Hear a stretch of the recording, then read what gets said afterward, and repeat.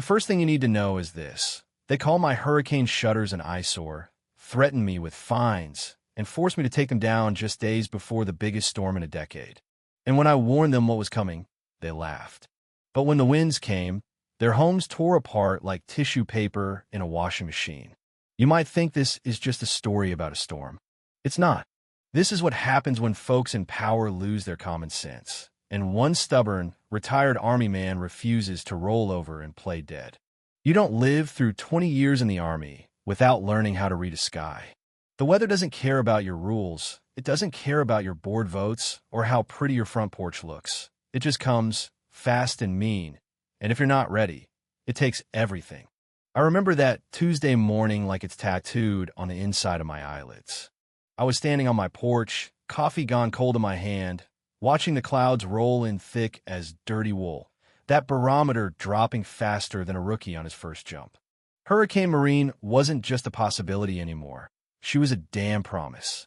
I live in Gulf View Estates, nice little coastal subdivision south of Panama City. Every house painted some version of beige, every blade of grass trimmed so straight it's almost unnatural. I moved here 5 years ago, right after I buried my wife. The idea was to fade out slow, maybe mess with a tomato garden, watch sunsets, and let the world pass by for once.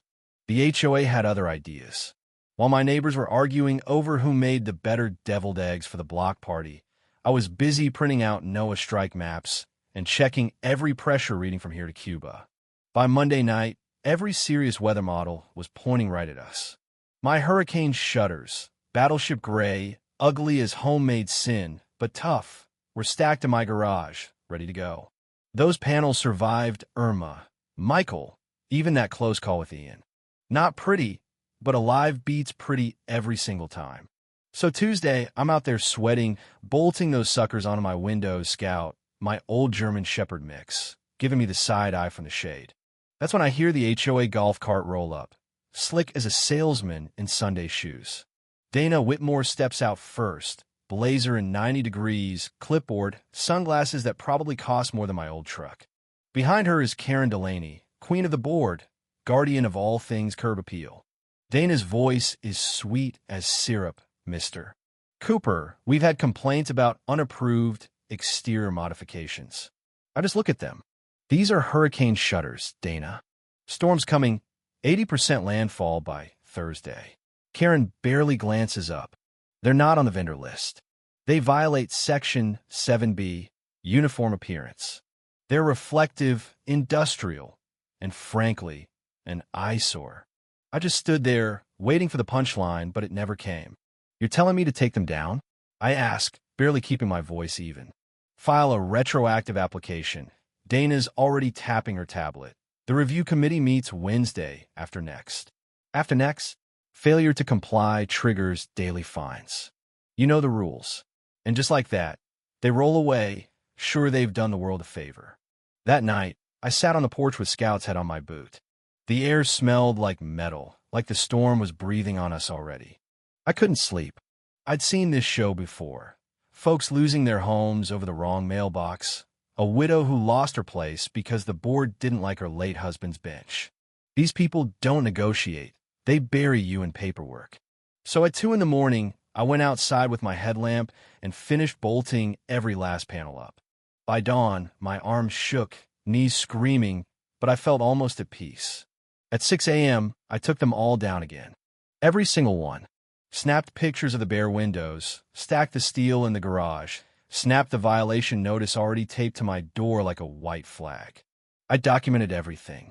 And then I waited because I knew the storm wasn't the only thing coming. That next morning, sitting in the kitchen, Scout pacing, I wasn't angry anymore. Anger had burned out somewhere around 3 a.m. What was left was pure habit, Army habit. I opened my laptop, sorted every piece of evidence. NOAA bulletins. Florida Statute 252.38. Emergency powers override. FEMA recommendations. County emergency declaration. Screenshots of every smug HOA email. At 9:45, I walked into the HOA office. That place always smelled like paint and self-importance. Dana behind the desk, pink keyboard glowing. I slid a stack of photos across to her. I complied, I said. She didn't look up, just thanked me. You can reapply after the storm passes, she says with a smile so thin it could cut glass. Do you know what happens when Gulf water hits 87 degrees in September, Dana? That's rocket fuel. This isn't about metal panels. It's about flying 2x4s turning into spears. For 1 second, she froze. Then Karen comes sweeping in, designer scarf and all, talking about visual disharmony. I said, Karen, the National Hurricane Center just upped this to a Category 5. Tell me again how my shutters hurt the pallet when the pallet's about to be underwater. She sets the bylaws on the counter, practically singing. Data isn't design. I stared at her. 20 years of combat, and that's what stumped me.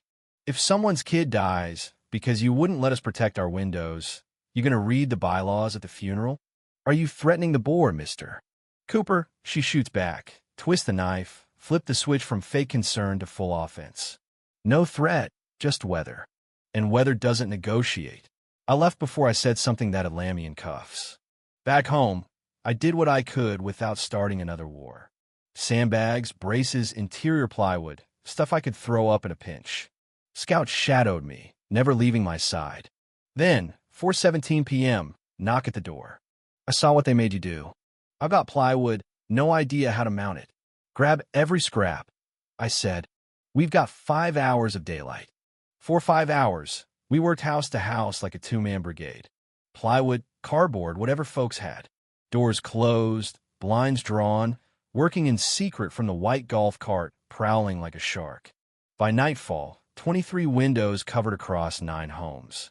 Then the email started, cease and desist, fines, CC'd to the whole neighborhood. I just laughed. They're still doing it, Ben said, staring at his phone. What happens when the storm actually hits? Then we find out who's really in charge, I told him. Governor declared a state of emergency. Evacuation orders flying. Our zone was still voluntary, but the surge maps didn't care. I printed everything again, sealed it in waterproof sleeves, gave copies to Ben and a reporter. I wasn't asking permission anymore. 3 in the morning, the first gust rattled the frames. Scout growled low. That sound you only get from a dog who's seen too much. By dawn, outer bands were already hammering the coast. I walked back to the HOA office, folder thick with every statute, FEMA notice, governor's order. Walked right into their board meeting, wind howling, so hard the lights flickered. Karen, Dana, Brad, 2 others. Thank you for removing the shutters. Matters closed. I dropped the folder on the table. No, it's not. Statute says, during declared emergencies, residents can do what they need to survive. 16 hours under emergency status, and you're still playing God. Karen refuses to budge. Our rules supersede. Not during emergency. I shot back. You want to fight the law? Go ahead. Just know everything that happens from now on, I'm recording and sending to every news outlet in Florida. Brad, one of their own, started to crack. We could do a temporary exemption. Karen gave him a look that'd freeze lava. I was in Kandahar when a Category 5 rolled through. I've picked up kids who died because of windows like these. I'm begging you, let people protect their families. Karen stands, meeting adjourned, threatens security. I walk out. By then, all hell was breaking loose. HOA was sending out more fines, now $500 a day, for unauthorized assistance. I forwarded it all to my lawyer, who replied, keep the cameras rolling, we're going to own their golf cart when this is over. The wind howled, trees bent sideways, Scout glued to the back door. Then Dana showed up on my porch, mascara streaked, folder clutched like a lifeline. Karen evacuated to Atlanta last night. I'm here alone. My daughter's room faces west. They took our plywood down. Rage flashed hot, but I kept it down. I gave her my last panel. Get up. Use every screw you got. She whispered, I'm so sorry. Go, I said. She ran. That's when I turned on every camera I had, front, back, roof, cloud. If we survived, the world would see. Then the storm came for real. The miller's roof peeled off. The sound was unearthly. Ben's windows blew. I ran, helped him and his wife drag furniture and blankets. Duct tape, prayer, anything. By the time I got home, I was shaking from cold and adrenaline. Watch my cameras. Watch Brad's house flood. Dana's tarp fly off. The window explode. Power snapped off. Generator kicked in. The eye hit. Pressure dropped. Wind went from scream to silence. The world outside looked flayed. Roofs gone. Cars flipped. Trees twisted. I heard crying at Dana's place. Ran over. Found her and her daughter under a mattress, both bleeding but alive. Hauled them out. Scout barking orders the whole way. Dragged them to my house as the storm ramped back up, debris flying, transformer exploding. We hunkered down, me, Dana, Lily, Scout, through 3 more hours of hell. My own roof started to go, dragged them into the bathroom, mattresses over us, generator died. Darkness. Finally, the winds eased. I opened the door. World looked like a war zone. Neighbors came out, barefoot, bloodied, stunned. Someone pointed. Cooper's house, it's still standing. He warned them. He tried to help us. I just grabbed my folder and walked straight to the ruined clubhouse. FEMA agent waiting, handed him everything. He flipped through, jaw tight. This is criminal. Only if you do something, I said. He promised he would. News vans came. Reporters, microphones, neighbors talking. One old man with a bandaged head. They told us shutters would make our homes look cheap. Now I don't have a house. Ben, voice raw, that man tried to help us. They fined him for it. Cameras swung my way. I'm a homeowner who begged them to let us protect our families. They chose pain over lives. That's what their rules built. Headlines everywhere. HOA forced residents to strip hurricane protection. Lives lost. The community met in the mud under a Red Cross tent. Dana, arm in a sling, stood up. We're done letting 5 people play God. We almost died because of it. Someone started clapping, then everyone. Petition signed. Emergency recall election. Old board out. Even Karen couldn't hide. Caught on camera. Handed a subpoena. Federal investigation. HOA frozen. Board dissolved. The golf cart rolled into the retention pond in the middle of the night. 3 days after, the new covenant was drafted. Safety first. No more fines for survival. Every rule to a neighborhood vote. Ben got up. We've got 22 families ready to join the lawsuit. Every penny goes to rebuilding right. Steel shutters, generators. No one ever gets forced to choose between survival and some damn fine again. Me? I never wanted to leave, but when they called my name, I got up and said, "You want change, you already started it. Keep going." Brad came over after, neck brace and all, apologizing. Start by helping patch a neighbor's roof. I told him. Apologies are cheap. Labor isn't. The suit grew. 63 families. Subpoenaed emails showed the board knew what they were doing. Insurance warnings, memos ignored. Karen replied, "We'll deal with legal after the storm. Uniformity cannot be compromised." Brad cried on camera. Dana admitted her shame, told the jury everything. Karen ran, arrested at the airport. The jury came back fast, liable on every count, tens of millions in damages.